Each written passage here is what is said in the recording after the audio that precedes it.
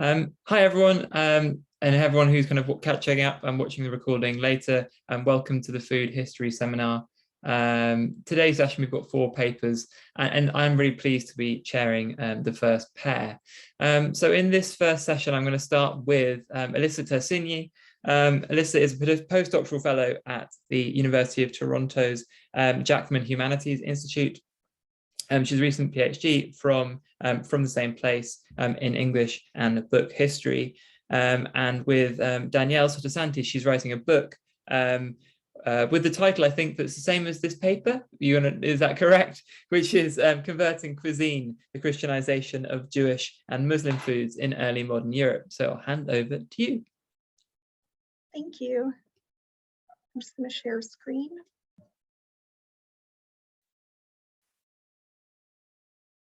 Does that look okay? Yeah, it's perfect. Okay, great. So taste was a defining sense of early modern Europe. Hunger resulting from decades of dearth, as well as appetites for new and foreign foods, were primary drivers of exploration and colonization in the period. Early modern Europeans ate the other out of necessity, curiosity, fascination, and desperation. A striking example of the European consumption of the other was their popular trade in and ingestion of Egyptian mummies, as seen in the 17th century recipe for a broken vein. But because early modern Europeans understood people and plants as embodying the inherent characteristics of their indigenous environment, any ingestion of foreign products could be interpreted as eating the other. In a world where you are what you eat was a truism, how did changing tastes and the desire to consume foreign foodstuffs affect national, religious, and racial identities? My current project takes up this question and argues that to reconcile the competing desires to eat, to take pleasure in foreign foods, and yet to remain unadulterated, early modern Europeans had to convert what they perceived to be Jewish and Islamic foods into Christian foods to protect their identities and their souls. By reading recipes as conversion narratives, I will detail how foods perceived as both highly desirable and religiously, racially, and nationally other, foods now common in our diet, such as coffee, chocolate, olive oil, and sugar, were appropriated through a period of conversion in early modern Europe. This project builds on recent scholarly work in the areas of critical race studies, conversion narratives, and food studies. Over the past 2 decades, studies of the early modern period have experienced a turn to religion, including greater interest in conversion narratives. I build on that work by expanding the purview of the conversion narrative to include recipes for implicit conversion narratives of religiously inflected foodstuffs. Wendy Wall in Recipes for Thought acknowledges that, quote, people then as now used recipes to define social standing, national identity, and racialized categories. And Gitanjali Shahani in Tasting Difference argues that foods are vested with difference, taking on the racial and national character from whence they came. I take these positions to a step further to say that because concepts of race, nationhood, and religion were intertwined, foods with religious connotations contributed to growing anxieties about race and racial purity, particularly within England. Increased exploration and globalization were paralleled by increased literacy and book ownership. Over the early modern period, it became common for women to compile manuscript recipe books. In these, they recorded medicinal and culinary recipes gathered from experience and experiment, as well as from friends, family, religious leaders, and publications by the first celebrity food writers. It is for this reason that Wendy Wall calls recipes both a nodal point for consumers in a complicated global system of food and transit points that actively created and defined knowledge communities. These knowledge communities were dominated by women. Unlike most literary genres at the time, recipe books were primarily written by them, who were the family's main source of domestic culture. In reading recipes, I center women as negotiators of early modern culture by looking at the ways in which they incorporated problematic new and foreign ingredients into their cultural practices, reflecting how the process of conversion played out in everyday life. or at least how it would ideally play out, recipe books could be aspirational rather than practical. How did early modern women understand foods as religiously and racially inflected? What makes a food Jewish, Christian, or Muslim? How were early modern Europeans constructing personal and national narratives through writing about food? These are the questions that I'm asking as I work through this project. Recipes are one way that writers construct identities through what Elaine Leung has termed the paperwork of kinship. The early modern receipt books that women compiled established personal identities as well as social and family networks. Writing recipes into a family receipt book was therefore part of a wider practice of household archiving that safeguarded a gentry family's estate by affirming their position in local communities and in courtly networks. This project was inspired by a recipe in a 17th century manuscript found in the Folger Shakespeare Library's collection. A recipe for a ward against poisoning and pestilence identifies the special water as aqua imperialis, explaining that the name comes from, quote, emperors and the great lords of the Saracen having drunk it. Recipes for aquas or waters of various kinds are abundant in early modern recipe books, but of these waters, aqua imperialis, or imperial water, appears to have been relatively uncommon. The definition for imperial water that the OED offers states that it was a medicinal drink made with cream of tartar, lemon, or occasionally orange rind and sugar, which is nothing like the recipe in the manuscript, which combines tormentil, scabious, betony, and pimpernel. Not only do none of the ingredients overlap, but the experiences of drinking them would have been very different. The combination of cream of tartar, lemon, and sugar may have been used medicinally, but it is also reasonably pleasant to consume, sweet, tart, and foamy. On the other hand, scabious, betony, and pimpernel are purgatives, causing one to sweat, vomit, and swell. Perhaps effective in avoiding poisoning, as the recipe claims, but not something one would want to consume regularly. So how did this special water, aqua imperialis, begin as an Arab and Islamic inflected purgative and end up as an English medicinal lemonade? A second manuscript in the Folger Shakespeare Library's collection contains two recipes, to make imperial water and to make another imperial water. The latter of these recipes is nearly identical to the original aqua imperialis recipe, both in terms of its ingredients and its claims, except that the recipe mentions only that it's recommended by the philosopher and not by the lords of the Saracen. The first of the recipes in that manuscript is notable in that it is nothing like the other two sharing its name. Not only does it include a wide range of ingredients, but also the spices and herbs are steeped in wine, not water, which would be counter to some Islamic traditions. A third manuscript in the library's collection, Anne Goodenough's Cookery book, offers yet another version, a hybrid of the original betony and the third recipe containing the vast array of ingredients. What is notable here is that even when it's not specifying a Saracen origin, and even though it's specifying that the herbs and spices should be steeped in wine, not water, it is recommending that it be used with a bezoar stone. Bezoar stone was a stone obtained from Persian goats that was thought to act as a counterpoison. While this recipe doesn't reference its use by the lords of the Saracen, nor does it offer itself as an antidote to poison, the suggestion that it might work with bezoar stone suggests both a connection to the original recipe and to Arab and Islamic medical traditions more broadly.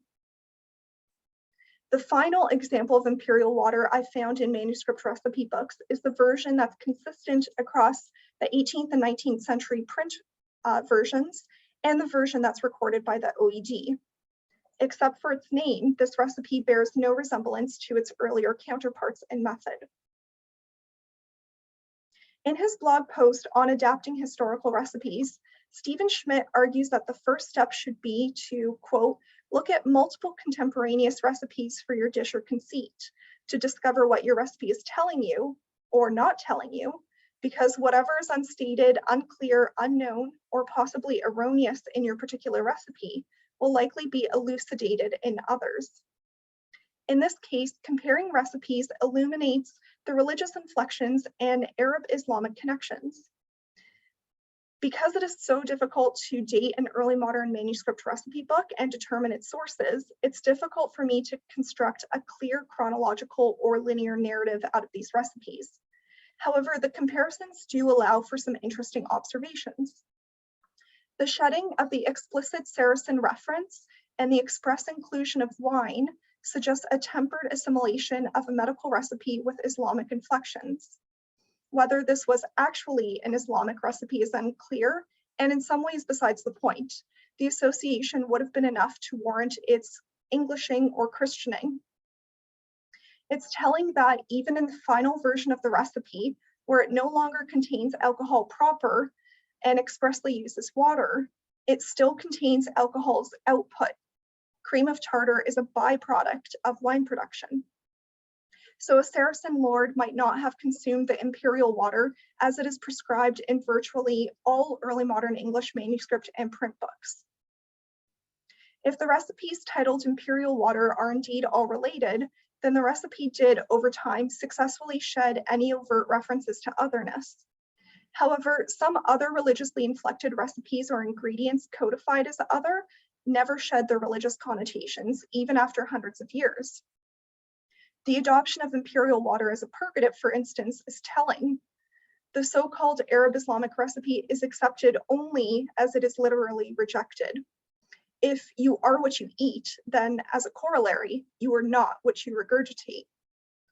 The religiously inflected ingredients and recipes I've located so far all follow a similar pattern.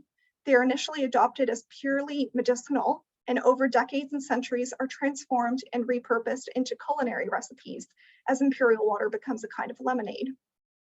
Any pleasure that might have been derived from the consumption of these foodstuffs is not originally written into the recipe. Unlike lemonade, some other recipes and ingredients never shed their religious connotations. Take, for instance, the mushroom Auricula judae, which appears in herbals and recipes as a remedy for a sore throat. The Latin auricular judae means Judas's ear, named because the fungus grows on an elder tree, which, according to Christian gospel, Judas hung himself. While in other early modern European languages, the Latin is translated correctly to Judas's ear, in English it is translated to Jew's ear. Leonard R.N. Ashley has noted this as a mistranslation, but if it was a mistranslation, I would expect to find at least a few corrections, and in my searches of medieval and early modern English databases, I've only ever found Jew's ear and not Judas's ear. This might have been because of corruption of the Latin in an early source, because the phrases differ only by a single I, but I've also not found an example of a corrupted Latin version of the phrase.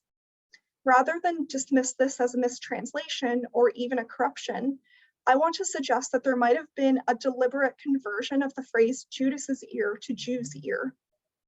This generalization of the mushroom with Judaism is consistent with Michael Wachten's research on the associations of mushrooms and anti-Semitism in England. As his research shows, while mushrooms were widely consumed across Europe, they were eschewed in England, where they were often treated with disgust. For instance, in The Diet of the Diseased, James Hart says, as concerning mushrooms, or toadstools, as they are commonly called, although properly they be no roots, yet are they commonly ranked among them. It is a food, if it so deserveth to be called, in small request here amongst us. Howbeit in France and England and adjacent countries, it is of no small esteem, and therefore I shall need to say less concerning the subject. I advise therefore all our gentry who travel into these foreign countries, if they be wise, altogether abstain from such excrements of the earth. Some of them, yes, the greater part being venomous, as I could true stories make appear, all of them being of an evil quality and breeding no good nourishment at all. If religiously inflected ingredients or recipes can be converted from Islam or Judaism to Christianity, do they continue to carry the stigma of their former associations? My preliminary research suggests yes. In 2005, the British Mycological Society gave Jew's ear a new, less offensive name, jelly ear, a synonym that was present but less frequently used in early modern England. The journey towards full inclusion in English society, without stereotypes or monikers that mark their otherness, was similarly slow for Jewish and Muslim converts to Christianity during the medieval and early modern periods. Some medieval government and church documents identified Jewish converts as conversus, thus maintaining their identities as former non-Christians despite their religious conversion, a distinction that could be to honor the conversion, but more likely signified distrust of the converts that could easily grow easily into open antagonism, according to Jonathan Alukin. In the early modern period too, conversion carried a stigma. As Leek Stelling writes, while the winning of souls could be construed in political terms and explained as a national victory, every conversion, regardless of its direction, simultaneously carried the subversive implication that religious group identity was interchangeable. The foodstuffs people consumed also carried changeable identity markers. So what do these cultural narratives about imperial water and mushrooms tell us? Traditional conversion narratives demonstrate that religious converts carry the stigma of their former religious identities, and this was true also of religiously inflected ingredients and recipes that were converted from Islam or Judaism to Christianity. The foodstuffs people consumed reflected and contributed to anxieties about race and religion. That foods could carry identity markers was of the utmost importance because early modern medical theories about food and identity meant that you were literally what you ate. Early modern food had personal, spiritual, national, and racial consequences. Thank you.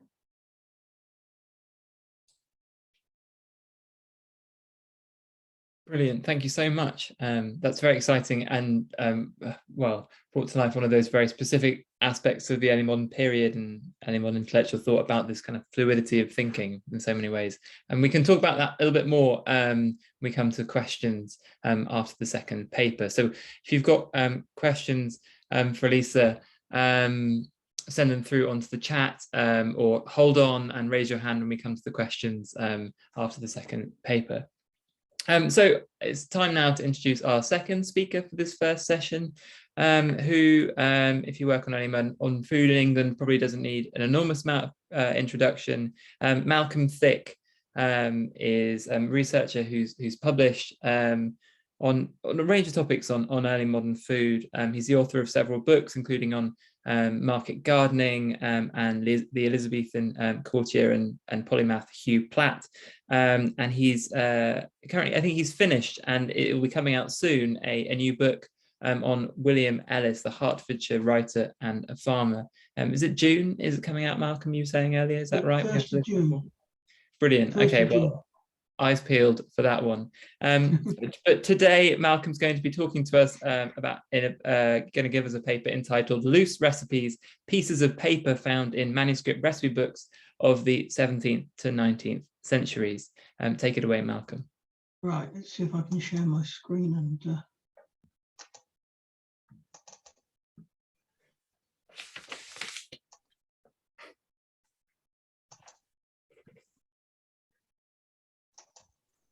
Right.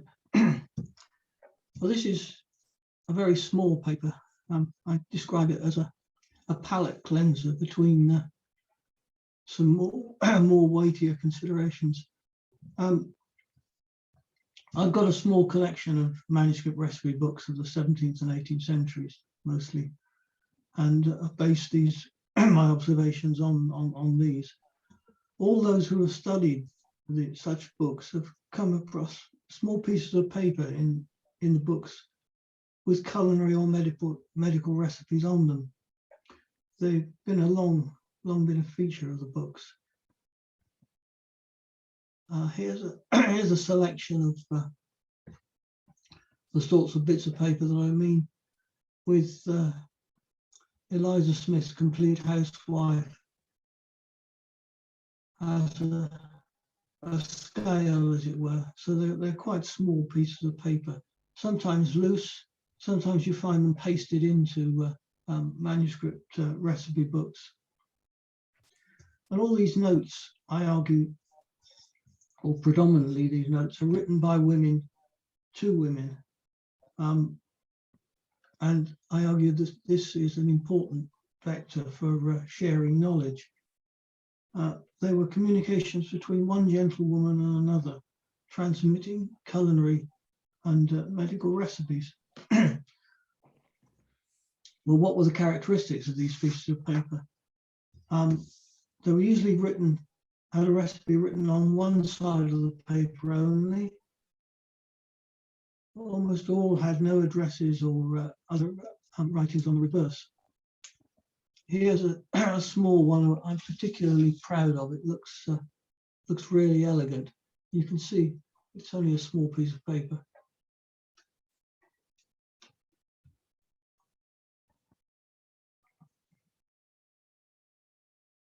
Now, a characteristic of these pieces of paper is that they all had fold marks. On the right-hand side, you can see really pronounced fold marks.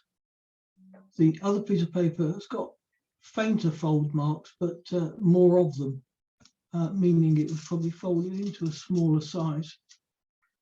And all these folds indicate that these pieces of paper were folded into very small sizes, and they were not posted. They were not letters. Letters at the time tended to be folded more lightly and wax sealed.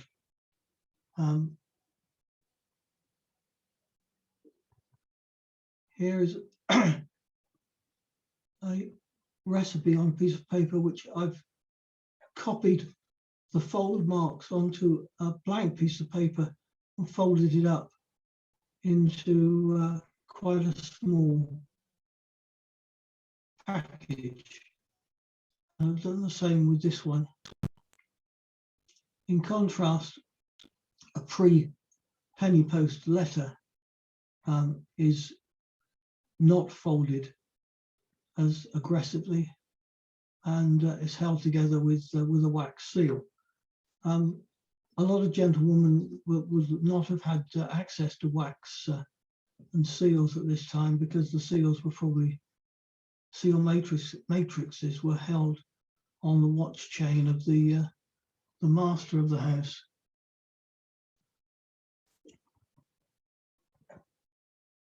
So these pieces of paper were not posted, not addressed, and so they were transported over short distances by servants, walking from one household to another. My study of manuscript cookery books reveals that it was quite common for gentry wives to have friends a short distance away, an inner circle of friends, as it were. And the pieces of paper were sent over by servants. Servant women at that time tended to have detachable pockets, which they used as handbags. And probably if a piece of paper had been consigned to a servant's handbag, it may have got chewed up by the time it reached its destination. So that may be the reason why they were folded into such small packages that they could be held between the thumb and forefinger, and in that way physically taken from one household to the other. Well, the initiation of these pieces of paper, I suspect, originated in the 18th century Tea Party, or women getting together at balls and spas and other occasions when women gathered and talked about things of interest and importance to them, of which recipes and food and medical cures would have been one important aspect. And if a recipe was recommended by a gentlewoman one to another, the recommender would say, I'll go back and write it out, send it over to you. And these pieces of paper were written, had the recipes written by competent hands. So it was not cook to cook, it was gentlewoman to gentlewoman. Usually the correspondence was between social equals. Here's a rare recipe of a recipe being sent from an inferior to a superior, as it were. The recipient is referred to as madam, and the writer is not particularly good at writing. I suspect this is a cook to a gentlewoman.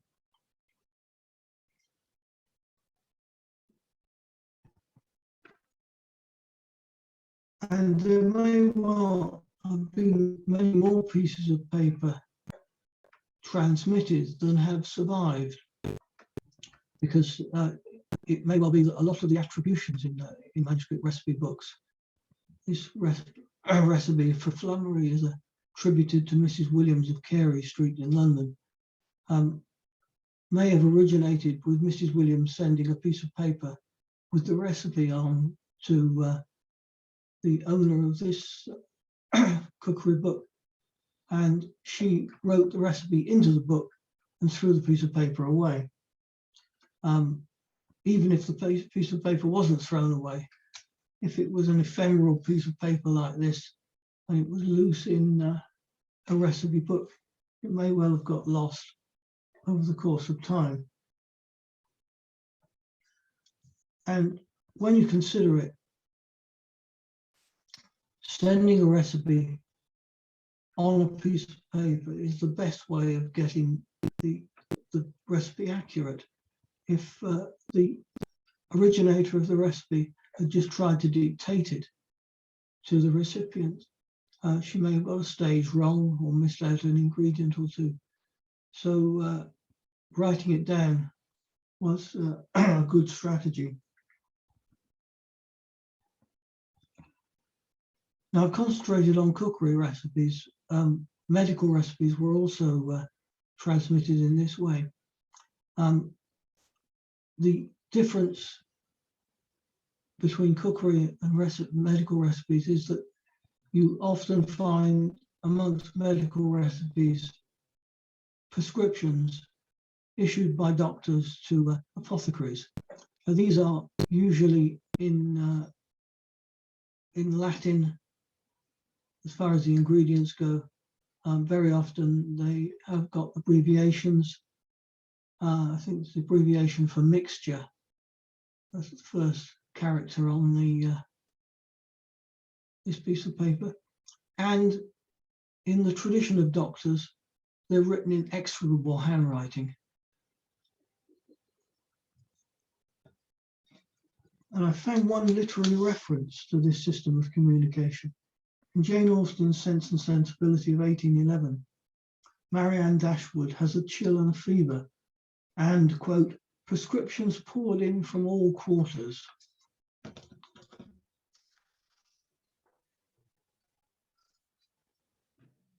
So, to conclude, these recipes were discussed at meetings of gentlewomen, say at tea or dinner. Recipes were sent by a servant who held the package between thumb and forefinger, or put it in a pocket. The communication was expected, so there's no need for a title and no need for an address to be added to the recipe. And the amount of loose paper commonly found in recipe books shows the extent of discussion and shows how recipes were accumulated and kept up to date with the latest food and the latest fashion in medical matters. So this was a sort of slow email between one gentlewoman and another, informal and quick. And I don't know that men had such a system. Thank you. Fantastic. Thank you so much, Malcolm. Okay, thank you. So on to session 2. On this session, we've got Lili Zàch, who's from Eötvös Loránd University in Hungary. She'll be talking about the making of a myth, Hungarian cookbooks under communism, for about 30 minutes, and then we'll have a bit more of a Q&A before we move on to the next session. So with no further ado, Lili, would you like to start? Sure. Thank you very much for the kind introduction, Matt. Let me try to share my screen. First of all,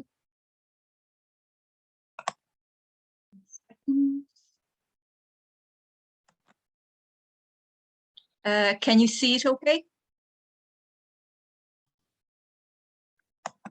It's still saying that it's just about to share, so on my screen at least. Yep, it's up now. Yeah. Excellent. Very good. Okay, and now it's loaded as well. So thank you very much for the opportunity for me to be included in this panel. And this is still a very much of a work in progress project. So if you have any insights and advice or anything that pops into your head while I'm talking, I would be very much curious to hear your feedback afterwards. So as you can see, this is this talk is going to be dedicated to 2 women and the lives of 2 very special women. Indeed, all connected by like one cookbook, and like we're going to look at how this cookbook was turned into a myth thanks to the second of these women. So the original cookbook and the original author, Ilona Horváth, her name pretty much merged into into an entity in itself through her cookbook, and actually turned out based on my research, or during my research, that it was all thanks to Angéla F. Nagy, another cookbook author and editor. So it was thanks to Angéla F. Nagy that this book reached that cult status that it has reached during the years of communism. So even I grew up with this book. So this was the cookbook in my mother's kitchen, and the same with my my grandmother and my great-grandmother. So I actually have a collection of cookbooks that were in my family, and we have at least, I think, 4 or 5 different copies amongst ourselves, to which I added a couple of others just to continue on, but all in the name of research. So I think that there's nothing wrong with that at all. So let's have a look at what we are going to see today. So this is the overview. I'm going to start with a short overview of Hungarian cookbook history, just to see how far they go back to what were the main characteristics of these books before we arrive at Ilona Horváth's book itself. And then just a couple of words about the historical context. Like the former session was about a very different time period, so I want to give a couple of outlines of what Hungarian history was like, or what Hungary and Hungarian economy was like during communism, namely the period after 1945 or the late 40s, because like the first cookbook was published in 1955 and then the revised version in 1967. So this is definitely the period that we are talking about here. And then I'm going to look at the lives of these 2 women briefly, starting with Ilona Horváth and what we know about her, and then Angéla F. Nagy. And we're going to finish up with like this process of making a myth, and then look at different versions of these cookbooks, the differences between them, and also like a little bit of taste of Angéla F. Nagy's other cookbooks, and to see what a maverick she was when it came to writing and editing cookbooks and working with recipes. Now, so as far as Hungarian cookbooks are concerned, let me see here.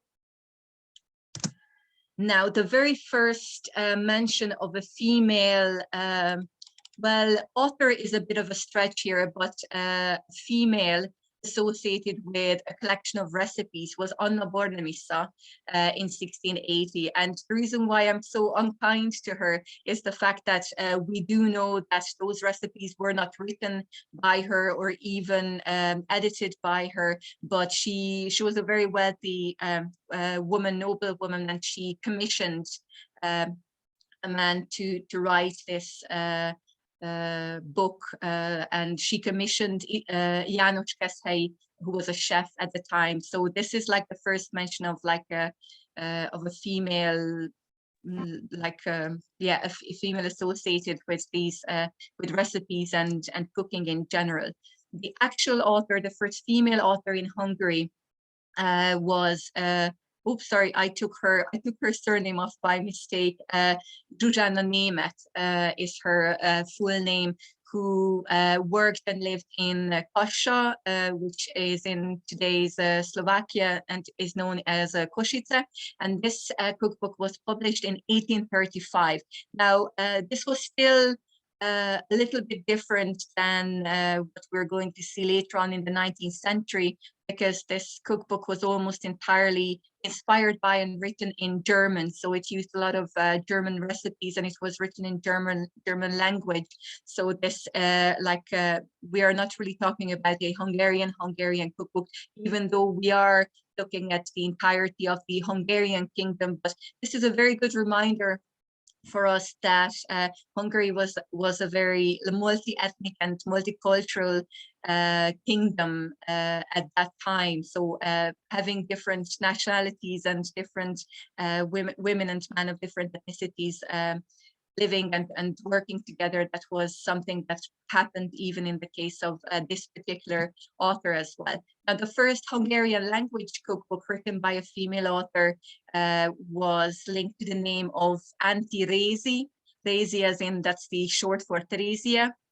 And her full name was Teréz Doleczko, and like this is like the complexity of Hungarian names. Like, you know, she was Mrs. József Zsalezovic, so it's a quite a complex name. But she was known as Rézi Néni, as in Antti Rézi. And like this is the cookbook that you can see in the upper left-hand side corner, and like this cookbook really became like a myth in itself, because a lot of other cookbooks following her used her recipes, and this book also worked very well for almost like a PR stunt as well. So you can see quite a lot of like stereotypes and tropes as well, and a lot of cookbooks followed this kind of traditional Hungarian look, and there's a goose and the kind of almost like ethnic clothes, and this proved to be like a recipe for success. So that's why a lot of other authors followed this kind of recipe, so to speak. Now, she was based in Szeged, as you can see, like even like the title of the cookbook is Igazi Magyar Konyha, which means like real Hungarian cuisine, and the title in the middle of the book is Szegedi Szakácskönyv. So it's a cookbook based in Szeged, where these recipes are from, and even like today, like a couple of the most traditional recipes, like the fish stew of Szeged, or the a couple of other like paprikash recipes, and like a steak of the Great Hungarian Plains, etc. So a lot of these were first found in her cookbook. So this is something that is going to be like groundbreaking in and of itself. And she worked for the Jesuits in Szeged, and she also catered for a lot of like huge events, like christenings, balls, and hunting gatherings, etc. So she was a very, very busy woman indeed.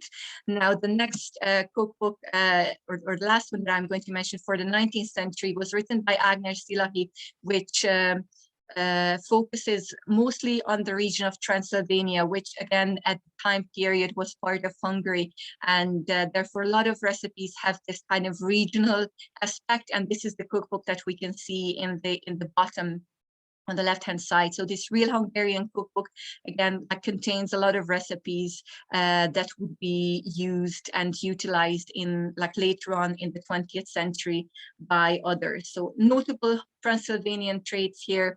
She collected and tried all her recipes, and most of these were meant for middle-class audiences. So she was originally from a well-to-do family, but she went through a lot of personal tragedies, like her father died and a couple of her marriages went up in flames, so to speak. And that's why a lot of the recipes actually have an appeal for lower classes as well. Now, and the last cookbook before our main events that I'm going to mention here is another. I haven't mentioned who the second one is, but here we have the wife of a well-known Hungarian author. So Ferenc Móra is a very well-known Hungarian writer, and his wife, Ilona Walleshausen, wrote a cookbook in 1928, which was, again, like a groundbreaking, first of all, because of her appeal. It was very popular among middle classes and urban middle classes, so it was very much of a bourgeois affair. But she was the first author to use exact measurements in a recipe. So this is something that we do need to take note of. And this is the tradition that we see being followed later on in Ilona Horvát's book, and then later on in all the editions of Angéla Ethnology as well. Now, just a couple of words about Hungarian economy during communism. Hungary came out on the losing side of the Second World War, as per usual. I can say that I think as a Hungarian historian, and the Hungarian People's Republic, so Hungarian communism, the communist state, was established in 1949, and it was technically in effect up until 1989. So between, it was a good 40 years under or within the Soviet sphere of influence. Now, in 1949, the Hungarian Socialist Workers' Party consolidated their power, and that's when the one-party socialist state was established. And this affected, of course, not only the political world, but Hungarian economy as well, because as far as Hungarian economy was concerned, the communist government started a forced policy of industrialization. Sorry, my cat is talking in the background. I hope it's not too distracting.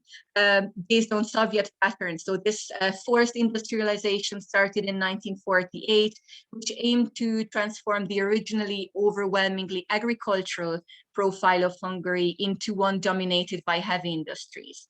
And therefore, a centrally planned economy was introduced through a policy of first accumulation. Change happened, of course, in 1955 with the revolution that some of you might be familiar with, which was crushed by the Soviet troops, and therefore a new pro-Soviet dictatorship of the proletariat was established under János Kádár's leadership.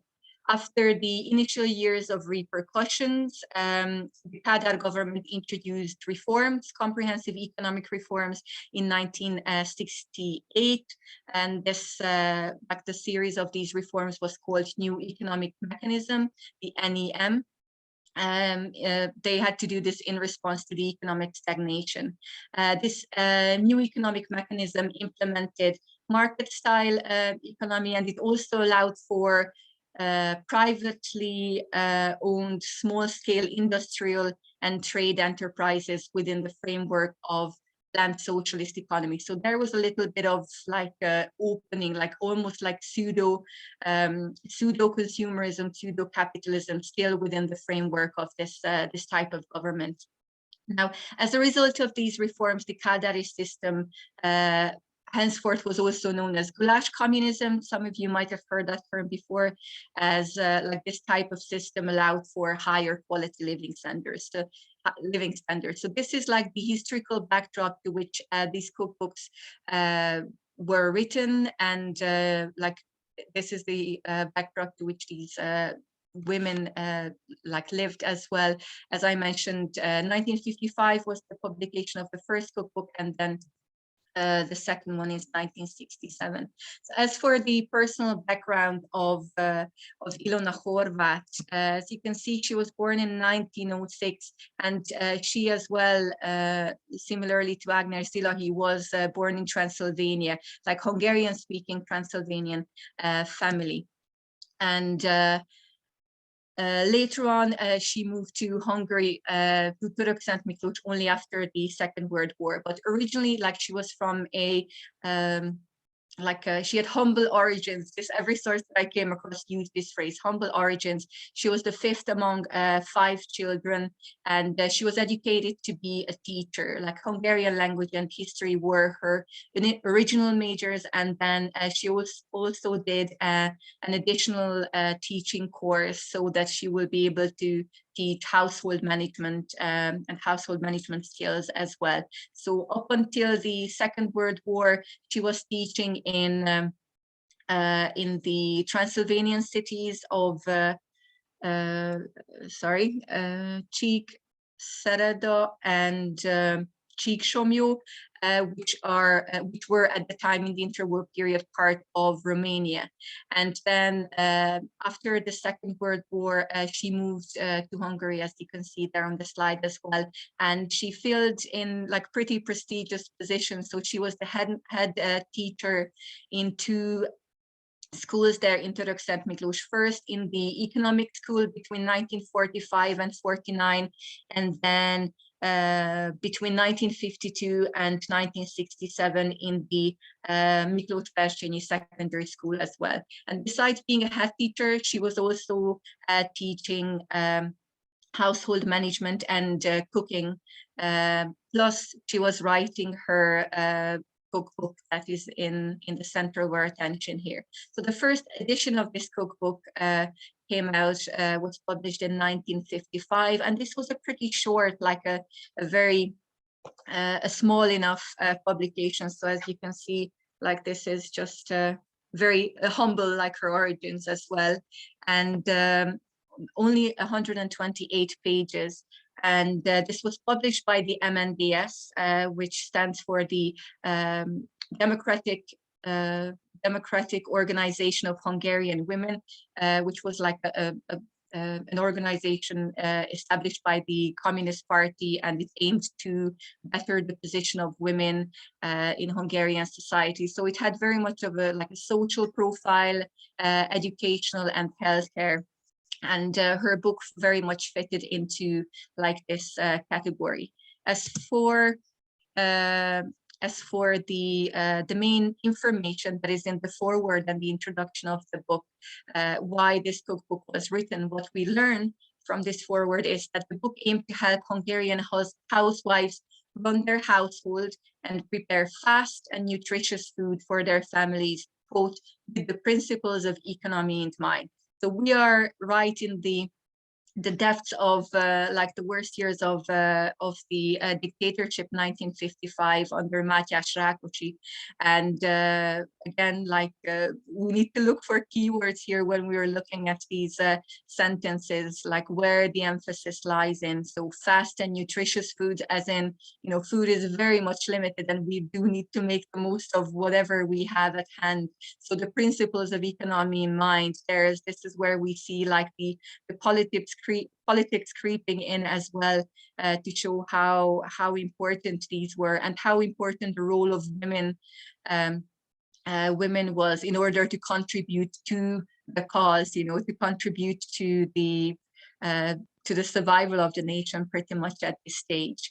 And yes, so the second edition of the book, which was still along the same lines as the original one, that was a little bit longer though, and it was extended to 294 pages, so not quite double, but nearly there. And that second edition formed the basis of the subsequent editions, even the ones that Angéla Ethnology was going to use later on as well.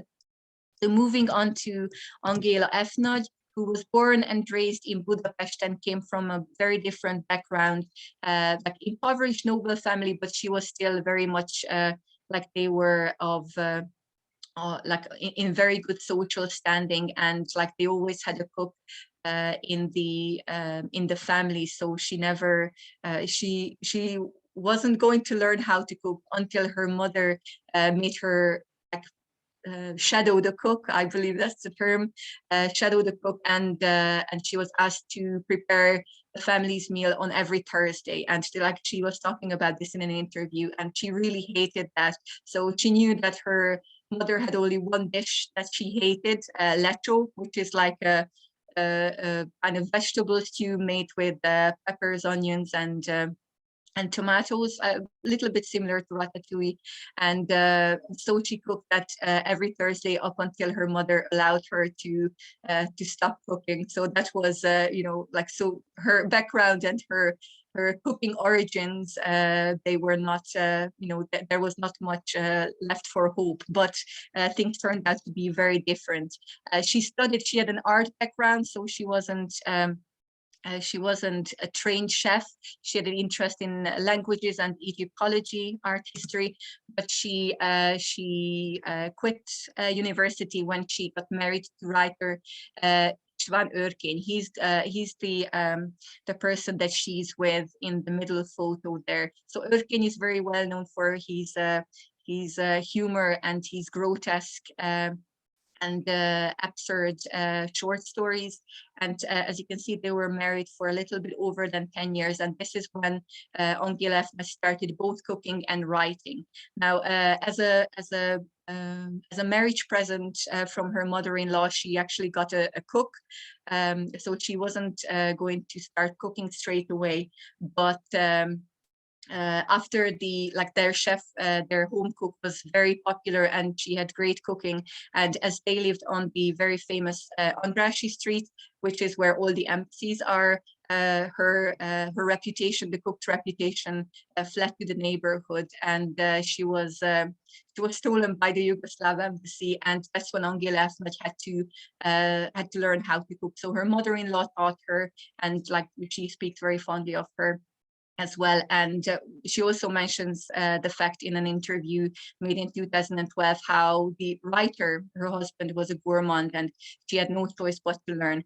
And also it wasn't only cooking that she learned from him, but writing as well. So there's another anecdote mentioned in this interview when an editor of the Magyar Nemzet was invited to their home. He was the one who kind of discovered her, in a sense that he told the husband that I taste that she can cook. Can she write? If you teach her how to write, then I'm going to give her a job. So that's when she got a job as in that newspaper in the Magyar Nemzet. So she was the head of the household section there. And as a result, she gained more and more experience. And as you can see, she was the head of the recipe section of the very influential Nőklapja, which is like women's magazine, like a weekly that is still published up until this day. And later on, she became the deputy editor-in-chief and then the editor-in-chief of Magyar Konyha. So that, she was definitely an editor first and a writer first, and then a cook. And I'm just looking at the time here. There's still 5 minutes that I have. As for the recipes, she also used a similar approach to Ilona Horváth. So every recipe was tried and tested, and these were collected in field trips, so to speak. And that is something that both of the authors very much prided themselves in, that they tried every single one of these. Now, if we are looking at the myth itself, so the 1967 edition that was modernized by Ethnology, which extended Ilona Horváth's original cookbook. Now, this version, as you can see, it's almost like one. I am not going to try to do the math, so you can see the original one, 128 pages, and now we are talking about a 447-page long cookbook here. So So there were quite a lot of changes involved. And even if we're looking at the foreword and compare the two forewords, we can see huge differences in terms of the role of women and like how the editor and how the writer saw women in Hungarian society at the time. So you remember what I just started the first cookbook with. Now what we find in this foreword is nowadays it is rare to find a woman who would dedicate her life solely to managing the household, emphasizing that most Hungarian women have a full-time job and then they have the household on top of that. So for her, the key was really efficiency. So how to, like, she wanted to teach women how to use shortcuts in order to save time while still maintaining the quality of their cooking. If we're looking at the details here, what changes can we note in between the two versions? As far as structure is concerned, now we have the ingredient and the method separated. That is not something that is present at all times in the original cookbook. But here, this is like a much neater layout. As for new information, there's a new section on, like, in the general household section about health, namely calories and ideal body weight. Then also there is a section dedicated to the difference between urban and country kitchens or countryside kitchens, namely like the furnitures and like all the different like miscellaneous items there. And as far as dishes are concerned, now we have a section dedicated to starters and entrees, which were not in the original one. Also, the dessert section is considerably extended, including fruit salads, ice creams, candies, and drinks, which are not in the first one. And both books have pieces of advice, useful pieces of advice, as in, you know, add the potato if you burn the roast, and that's going to take the burnt smell. So this kind of thing. Now we have an additional 2-3 pages of advice in the 1967 version. And also the one that you can see on the left-hand side, there's an afterword dedicated to men, in which she emphasizes how important it is to not to discourage women and women chefs or novice chefs. And she was definitely speaking from experience, because for her, this was very much a work in progress, as well as she was learning how to cook. Now, if we're looking at the evolution of the cookbooks, this is quite a huge variety. If we're looking at like, and this is not even every single edition of the cookbook, but you can, yeah, I forgot to mention that what is in the right-hand side of the presentation, that is the very first version there, the 1951 edition, and then the first Angyala Nagy version is the one in the upper left-hand side corner, published in 1967. Now, the one that my family owned, the one that's like, whenever I hear the name Ilona Horváth, I think of the 1976 version, so the Goose one that I have here, which is not such in good shape like the one in the presentation. And then you can see that like the number of these editions were quite considerable, and there's some change, a noticeable change from the versions from 2008, 2015 and 2016. So the last three, if you squint a little bit harder, you can note that these last three cookbooks, they also have Ilona Horváth's face, you know, so there's like a sketch of her bust technically on top of the cookbook. So this is where we are connecting the original author, even though what most people would know as the Ilona Horváth, that is not actually Ilona Horváth, but those are showing the influence and the influences of Angyala Nagy, both in terms of her cooking knowledge and her writing skills. And this is the last section here that I want to show you just briefly in terms of how innovative Angyala Nagy was, both in her cooking and in terms of her writing. A couple of these cookbooks, they show like a huge variety. The first won the family cookbook that is rather traditional. However, there are a couple of others, such as the top one in the middle, Let's Cook with Margarine. So that definitely shows the 70s trend of using margarine, which actually contradicts the 2012 interview that she gave, that she hates, then she established that she hates margarine and she prefers butter instead. But, you know, going with the times in the 70s, margarine was the way to go.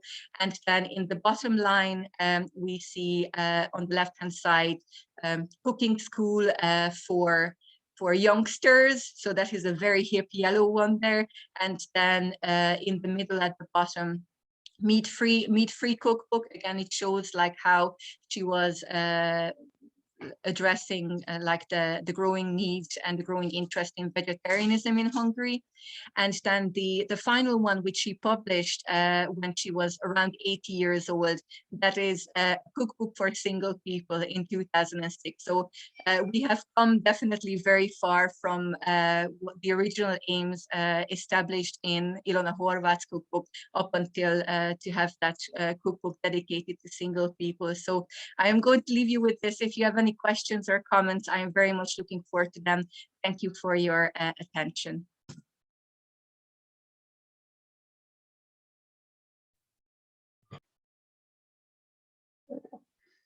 Thank you, Kelly. Thank you, everybody, for having me. And sorry for our difficult names. I'm going to start sharing screen. Just give me a second. You see it? Okay. So today I'm going to speak to you about Croatian cooking and table manners in the 50s. As shown in the books of one of the most important Croatian food writers. This is the 2-volume of the book I will talk to you about.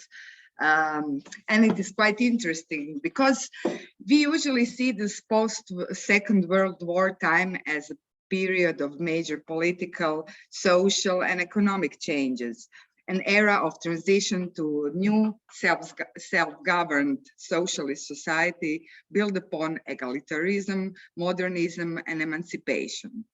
But as all changes take time, today I will rather speak to you about this period in a sense of continuity in food culture rather than the change. Croatian food culture during the 50s, represented in these cookbooks, resisted change and remained as they were in the first half of the 20th century. Despite the fact that Mira Vučetić didn't make it to the Croatian encyclopedias, that there are no streets or squares bearing her name, she is the key person in the development of female education and professionalization of cookery in Croatia. You see it here. She was born in 1892 in Ogulin as Mira Zajfert, where she finished elementary school. And after graduating the Women's Lyceum in Zagreb in 1910, she became an elementary school teacher. 2 years later, she graduated at the School for Practical Female Occupations and became the first teacher of home economics in Croatia. And this is the sole reason she was allowed to continue with her work after she got married, because in the present time law, you couldn't work as a teacher anymore when you married. And that law stayed in Croatia till 1918. In the next few years, she was the teacher in domestic sciences courses, cooking courses, and creator of the curriculum for higher school for girls, as well as for school for practical female occupations. In 1928, she is appointed the headmistress of newly founded Home Economics School in Zagreb. As we can read in the papers from the founding committee, the purpose of the school was to educate their pupils or girls in all practical knowledge and skill so they could use it to the benefit of their home and family. So after finishing that school, you were qualified housekeeper, home economics teacher, manager of the bed and breakfast, dietary assistant, or chef in a dietary kitchen, meaning hospital kitchen and kitchen in similar institution. This is her school plan for cooking. So it's first part is like urban cooking, then fine cooking, and on top of it, how to teach food for ailing people. So without a doubt, she's one of the two most prominent cookery authors in Croatia. And her masterpiece, that you will hear something about, the Cookery, was first issued in 1939, while its revised and amended versions called the Golden Book of Cookery from 1972 is still being published every few years. Mira Vučetić is without a doubt the top authority of Croatian continental cuisine, because if you know Croatia, we belong to both Middle European cuisine system and the coastal part of Croatia, Dalmatia, is more like Mediterranean cuisine. For more than 70 years, this book, Cookery, has remained a comprehensive handbook of household management, but also the text that laid foundation of home economics as a school program. So I will speak about editions from the 50, one from 53 and other from 55, and to see how does this book reflect the moment of history in the 50s. Here you can see some books from Mira Vučetić from 1936 till 60s, and maybe this is interesting because the first one, My Home, you don't see a cook, you see the girl who is closely paying attention to financial part of handling the house. So in the editions in the 50s of the Cookery, we can trace ideas that were modern, like post-war optimism, ideology of work, responsibility, and progress. But they're all just discreetly present in her writing. They're all enmeshed with the idea of Christian love, embodied in selfless dedication and patience to your fellow being. And this was naturally linked to the desired female identity in domestic ideology of the first half of the 20th century. So this idea of Christian dedication twines together with the idea of progress in political, social, and economical sphere, and about, for example, importance of national health, but as a resource for prosperity of national economy. But apart from such short comments that are scattered throughout the text, there actually aren't any major changes in the post-war Cookery editions. This is particularly obvious in the sections about social life, because 1/5 of the second volume is dedicated to hospitality. And that's why this is probably the best document of social life ideals in bourgeois society of but also the post-war of Croatian culture. Just as the famous book you all know, the Book of Household Management by Isabel Beeton, offered readers a glittering vision of luxury awaiting for those who make it to the top of social ladder, and to give upwardly mobile readers something to aspire to, Mira Vučetić does the same. So in the second volume, on more than 100 pages, she offers an elaborate system of social life and hospitality in the private sphere. So it is the duty of the woman of the house for satisfying this is a quote, the cultural need of every people. The woman of the house is responsible for all handling the guests, making social events, and so on. So this Cookery is a guidebook and helped with provided detailed instructions for all possible occasions of receptions, starting with private ones such as birthday, name days, to very formal banquets. Still, she does not merely prescribe menus, which are the key key segment of any social event, but also give you detailed instruction of every step needed to complete the tasks with success. But she is guided by one very important principle, the principle of moderness. And I think that this is something from the first half of the century. So she said, in order to sociability influence individuals in a good way, it is required to show sensibility, enjoying leisure, moderation in drinking, simplicity in attire, and modesty in conduct. So as I said before, this 53 edition has more than 100 pages dedicated to how to be successful entertainer at home. So besides the chapters dedicated to cooking recipes, instruction for food conservation, diet for ailing people, and economic household management, together with some guidelines for future cookery teacher, most part of the book is dedicated to hospitality. And she will give us a list of all social situation and desired conducts, including strict and sometimes very authoritative description of good manners and respective organizational tasks. Illustrating the basic forms of socializing, Vučetić is aware of the limitation imposed by time. So she says, and this is very rare moment when she admits the reality of the time. Nowadays, in the post-war era, the circumstances are somewhat strained. One needs to have consideration and tact.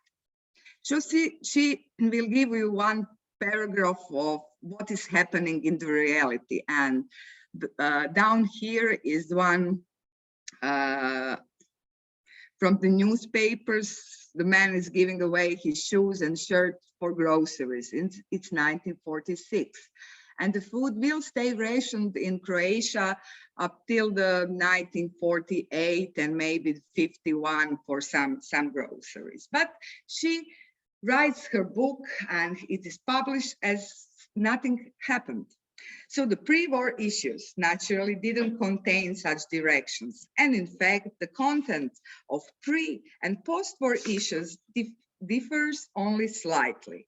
Mostly in particular, later added comments used by author to adjust the subject to a new age and a new order.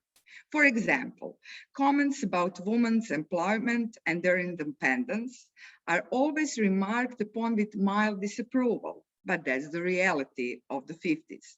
Living in strained circumstances or marked consideration for material deprivation, like that of excusing inadequate attire, are all made as casual as additional annotations. At the same time, all of this support the argument that structural social changes did not compromise the ideal of bourgeois nurturing and conduct, which remains the dominant model of appropriate form of social interaction in urban centers for the next, at least, I think, 20 years. So all of this testifies the extent of Vučetić's influence on etiquette in the years after Second World War, in spite of writing the book for the society that was about to change dramatically. In any case, Vučetić Cookery doesn't speak of day-to-day problems with food shortages, rationing, and groceries coupons that were used for purchasing oil, sugar, meat, even flour, but rather serves as an ideal or the golden standard of what cooking and home management should be. So what's her idea of socializing at home? As mentioned above, family social life is governed exclusively by the woman of the house, who plans the course of any social activity. She will say the form depends on the occasion as much as on the relationship with guests. So she thinks it would be completely inappropriate to invite a family to a formal social event or a stranger to her child's birthday or breakfast.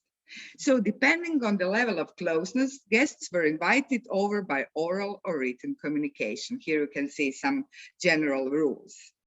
For example, invitation to a married couple is always addressed to Mrs. and must always be replied to. In case if one cannot accept the invitation, Vučetić even recommends soft lies that will not offend the hosts.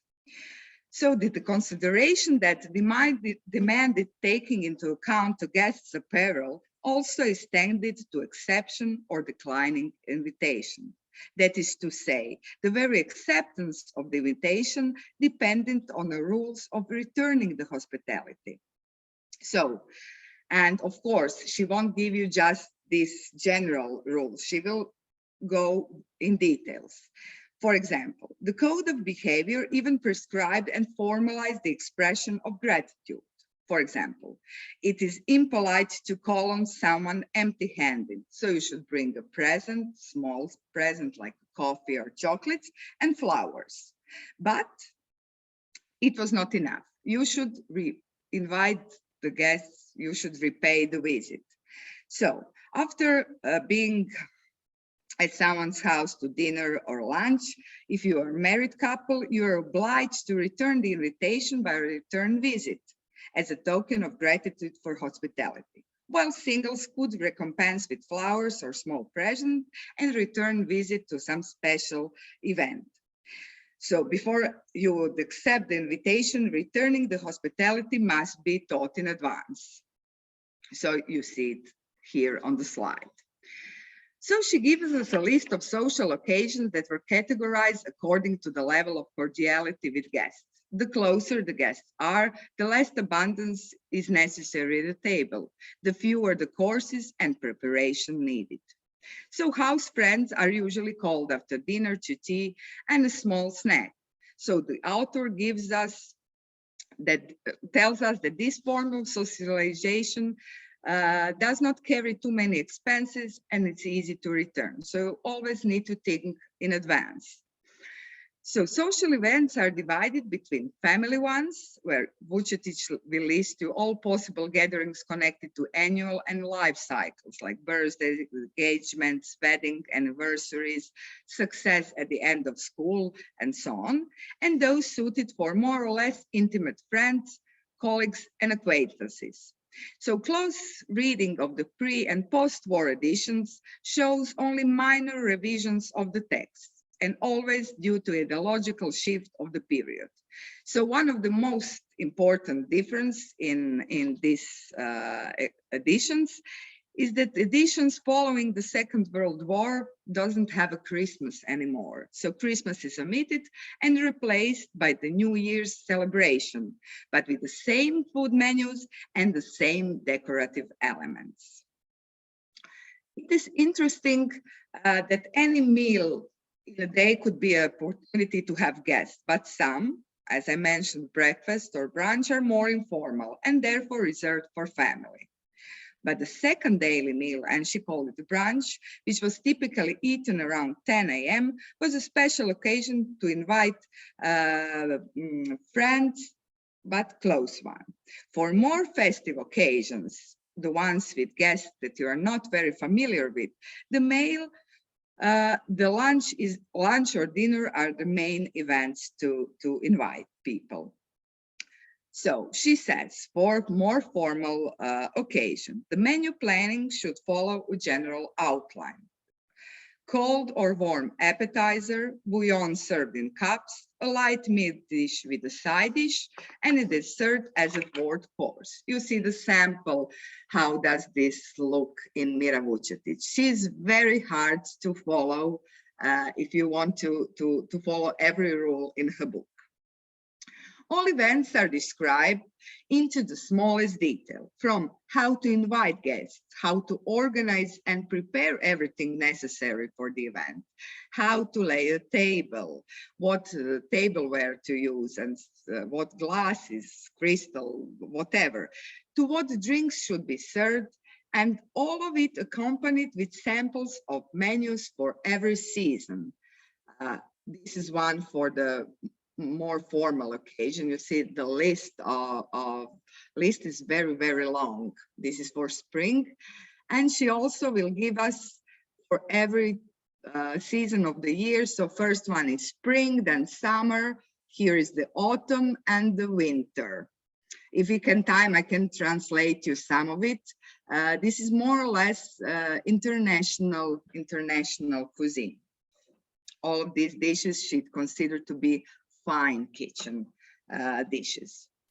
So it seems that in time of the making of the cookery, the first time it was published in 1939, the lunch was a particularly popular social occasion. So she says, it is known in these parts too, and sometimes it is organized for friends and acquaintances. It's not for a lot of guests, and the table is not set in the dining room, but rather in a cozy corner. So for luncheons and dinners, the most common occasions for guest reception, Vučetić will define up to 9 to 13 course menus that demand top expert knowledge. So she will say, one should take good care that different courses on the same menu vary in ingredients, preparation technique, color, garnish, at the same time matching each other and created a balanced unity. You can imagine how difficult this was for some ordinary housewife. According to Vučetić, the fashion of the time allows for a linen or silk damask tablecloth, maybe in colors, but she prefers the white one. Serving food, she says, in different plates was unthinkable. Therefore, every thrifty housewife should put some money on the side for occasional shopping of dinnerware sets. It is, and this is a quote, it is unforgivable to fail saving for a 12-piece dinnerware set over the years of marriage. She will wrap up every formal meal with a coffee, cakes, alcohol beverages, liqueurs, and she says cigarettes should not be scarce either. The quantity of meat dishes on this menu, it's surprises, it's startling today. But at the end of the book, Vučetić will give us 2 samples of meat-free menus. And this is for the first time in any Croatian cookbook that vegetarian cuisine becomes noteworthy and acceptable even for formal occasion. And this is actually isn't surprising when we know that the principle of vegetarianism were a part of domestic school program in the 30s. So besides family events and formal dining, the author also gives us a list of possible social events, including music events, lectures, film screening, dance and bridge parties. The chapter about these various occasions for inviting guests and with a list of special dish invitation, which provided the opportunity for single person to return the hospitality. These were mostly invitations for fewer guests because, as she thinks, unattached person does not even have the tableware needed for more guests. For example, single woman, if she conformed to Vučetić standards, would have guests over for ham, asparagus, oysters, crabs, snails, or something like that, while a single man could invite people only for specially prepared food purchased in a delicacy store. So, it is surprising when you see its 50s communist regime, scarce food supply. But this here, invitation to oysters and champagne. This is one, she says, one of the most celebration or the most special invitations you could get. Of course, this is just for the guest who would enjoy such a food. The guest should appear for this kind of noble, she's called this noble invitation to shellfish, caviar, and champagne at 11 o'clock in the morning.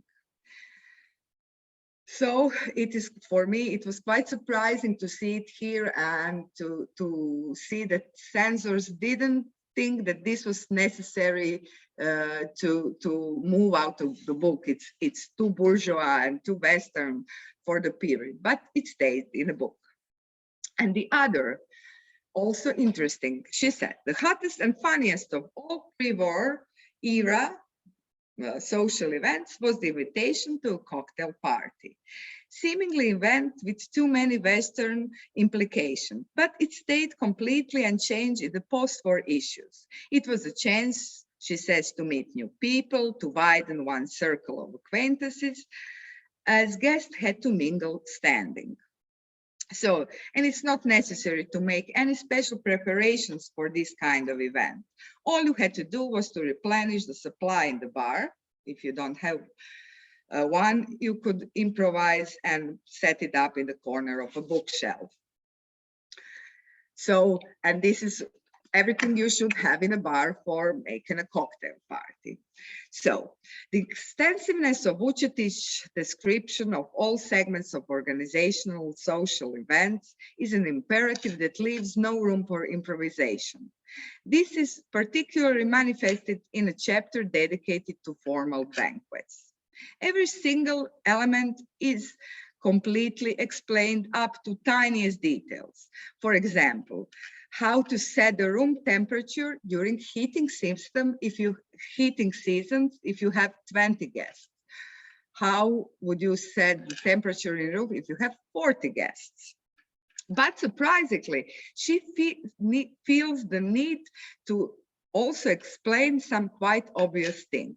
What is the front of the table, for example?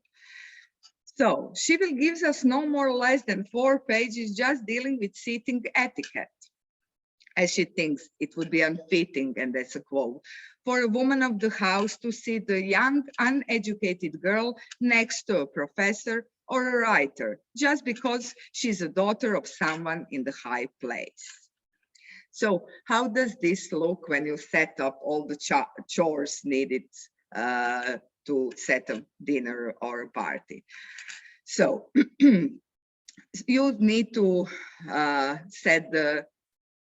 you need to make arrangements for seating the guests. You need to assemble the menu. You had to tidy up and decorate your flat. You need to set the table, and also you can't go wrong with Vučetić because she tells you everything. And of course, you should pay special attention for assembling the menu, because you can't use any menu for any group of people. For example, you can't serve the same food to hunter's lunch than for lunch for professor or doctors. And this is a good way that she shows great prejudice about different tastes in different social groups, but she marks it in the sense of nutrition, usually nutritional value of certain foods. So what we see that careful management is primarily noticed when she speaks about right quantity of material. Even in case of making decoration, she will count every flower necessary for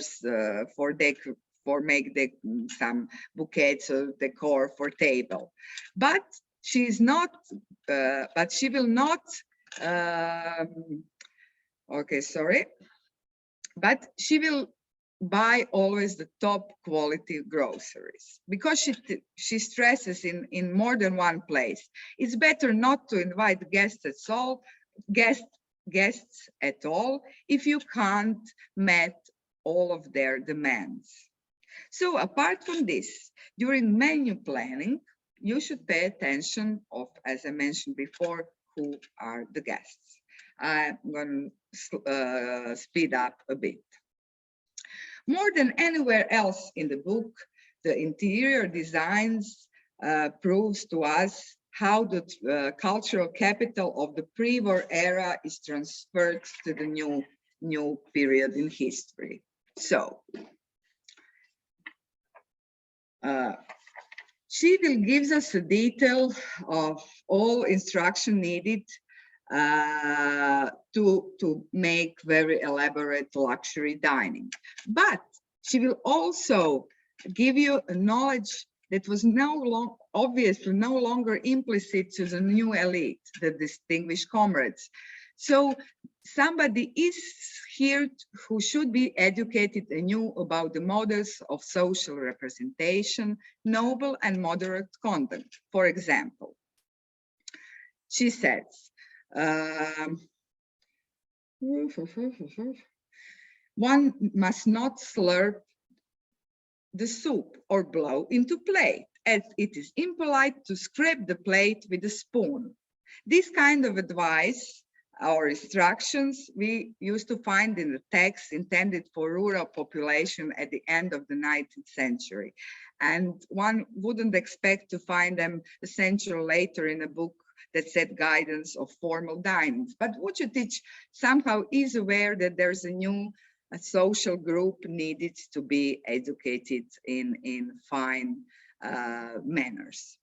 What is also striking and odd is that Vučetić behaves as if the Second World War never happened. For example, she mentions in more than one place silver candle holders, and the year is 1952. And when we know that after the war, most of them had an equivalent value in food on black market, and we wonder who could really possess or rescue silverware and silver candle holders. We can only speculate.